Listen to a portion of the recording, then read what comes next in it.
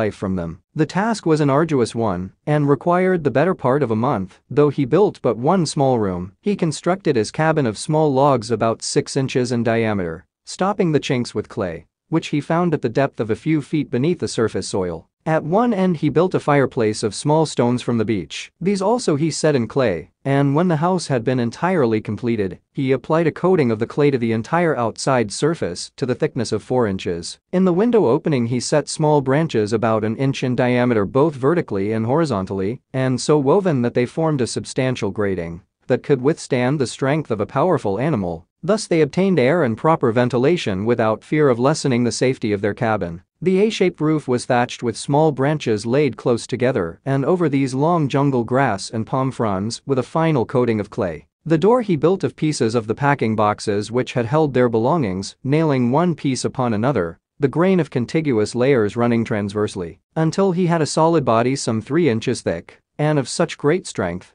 that they were both moved to laughter as they gazed upon it. Here the greatest difficulty confronted Clayton, for he had no means whereby to hang his massive door, now that he had built it. After 2 days' work, however, he succeeded in fashioning 2 massive hardwood hinges, and with these he hung the door, so that it opened and closed easily. The stuccoing and other final touches were added after they moved into the house, which they had done as soon as the roof was on, piling their boxes before the door at night, and thus having a comparatively safe and comfortable habitation. The building of a bed, chairs, table, and shelves was a relatively easy matter, so that by the end of the 2nd month, they were well settled and, but for the constant dread of attack by wild beasts and the ever-growing loneliness, they were not uncomfortable or unhappy. At night great beasts snarled and roared about their tiny cabin, but so accustomed may one become to oft-repeated noises that soon they paid little attention to them, sleeping soundly the whole night through. Thrice had they caught fleeting glimpses of great man-like figures like that of the first night, but never at sufficiently close range to know positively whether the half-seen forms were those of man or brute.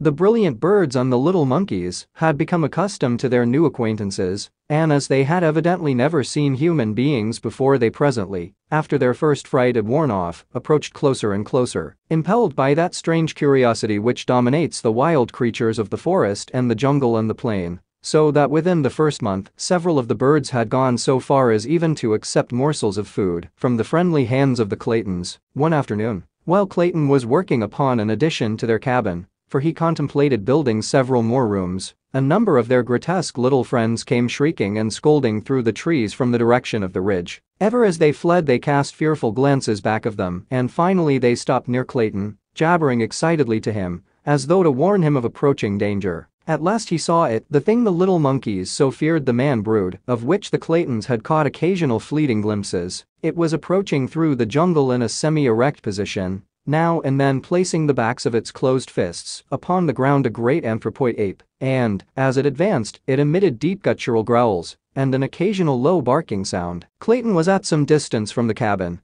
having come to fell a particularly perfect tree for his building operations. Grown careless from months of continued safety, during which time he had seen no dangerous animals during the daylight hours, he had left his rifles and revolvers all within the little cabin. And now that he saw the great ape crashing through the underbrush directly toward him, and from a direction which practically cut him off from escape, he felt a vague little shiver play up and down his spine. He knew that, armed only with an axe, his chances with this ferocious monster were small indeed. And Alice, oh God, he thought, what will become of Alice? There was yet a slight chance of reaching the cabin. He turned and ran toward it, shouting an alarm to his wife to run in and close the great door in case the ape cut off his retreat. Lady Greystick had been sitting a little way from the cabin, and when she heard his cry, she looked up to see the ape springing with almost incredible swiftness for so large and awkward an animal, in an effort to head off Clayton. With a low cry she sprang toward the cabin, and, as she entered, gave a backward glance which filled her soul with terror, for the brute had intercepted her husband, who now stood at bay grasping his axe with both hands ready to swing it upon the infuriated animal when he should make his final charge. "Close and bolt the door," Alice cried. "Clayton, I can finish this fellow with my axe." But he knew he was facing a horrible death, and so did she. The ape was a great bull, weighing probably 300 pounds. His nasty, close-set eyes gleamed hatred from beneath his shaggy brows, while his great canine fangs were bared in a horrid snarl as he paused a moment before his prey. Over the brute's shoulder Clayton could see the doorway of his cabin,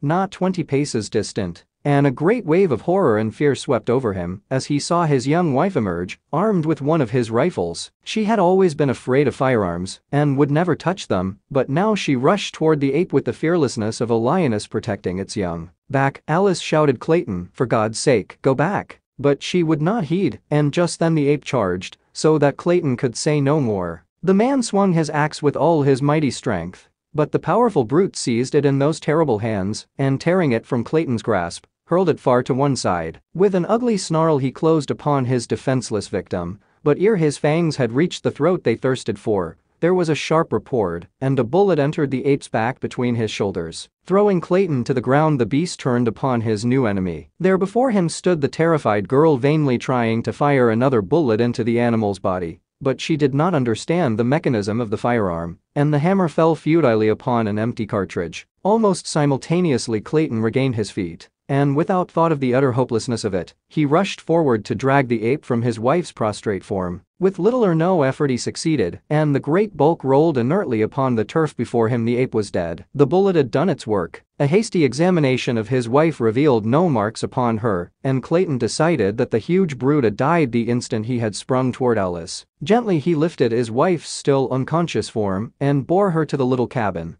But it was fully 2 hours before she regained consciousness. Her first words filled Clayton with vague apprehension. For some time after regaining her senses, Alice gazed wonderingly about the interior of the little cabin, and then with a satisfied sigh, said, "Oh, John, it is so good to be really home. I have had an awful dream, dear. I thought we were no longer in London, but in some horrible place where great beasts attacked us." There, Alice," he said, stroking her forehead, "try to sleep again. And do not worry your head about bad dreams." That night a little son was born in the tiny cabin beside the primeval forest, while a leopard screamed before the door, and the deep notes of a lion's roar sounded from beyond the ridge. Lady Greystick never recovered from the shock of the great ape's attack, and, though she lived for a year after her baby was born, she was never again outside the cabin. Nor did she ever fully realize that she was not in England. Sometimes she would question Clayton as to the strange noises of the nights, the absence of servants and friends, and the strange rudeness of the furnishings within her room. But, though he made no effort to deceive her, never could she grasp the meaning of it all. In other ways she was quite rational, and the joy and happiness she took in the possession of her little son, and the constant attentions of her husband, made that year a very happy one for her. The happiest of her young life. That it would have been beset by worries and apprehension had she been in full command of her mental faculties, Clayton well knew, so that while he suffered terribly to see her so, there were times when he was almost glad for her sake that she could not understand. Long since had he given up any hope of rescue, except through accident. With unremitting zeal he had worked to beautify the interior of the cabin. Skins of lion and panther covered the floor. Cupboards and bookcases lined the walls. Odd vases made by his own hand from the clay of the region held beautiful tropical flowers. Curtains of grass and bamboo covered the windows, and, most arduous task of all, with his meager assortment of tools he had fashioned lumber to neatly seal the walls and ceiling and lay a smooth floor within the cabin. That he had been able to turn his hands at all to such unaccustomed labor was a source of mild wonder to him, but he loved the work because it was for her and the tiny life that had come to cheer them, though adding 100-fold to his responsibilities and to the terribleness of their situation. During the year that followed, Clayton was several times attacked by the great apes, which now seemed to continually infest the vicinity of the cabin. But as he never again ventured outside without both rifle and revolvers, he had little fear of the huge beasts. He had strengthened the window protections and fitted a unique wooden lock to the cabin door, so that when he hunted for game and fruits, as it was constantly necessary for him to do to ensure sustenance, he had no fear that any animal could break into the little home. At first he shot much of the game from the cabin windows, but toward the end, the animals learned to fear the strange lair from whence issued the terrifying thunder of his rifle. In his leisure Clayton read, often aloud to his wife, from the store of books he had brought for their new home. Among these were many for little children picture books, primers, readers, for they had known that their little child would be old enough for such before they might hope to return to England. At other times Clayton wrote in his diary, which he had always been accustomed to keep in French, and in which he recorded the details of their strange life. This book he kept locked in a little metal box. A year from the day her little son was born, Lady Alice passed quietly away in the night. So peaceful was her end that it was hours before Clayton could awake to a realization that his wife was dead. The horror of the situation came to him very slowly,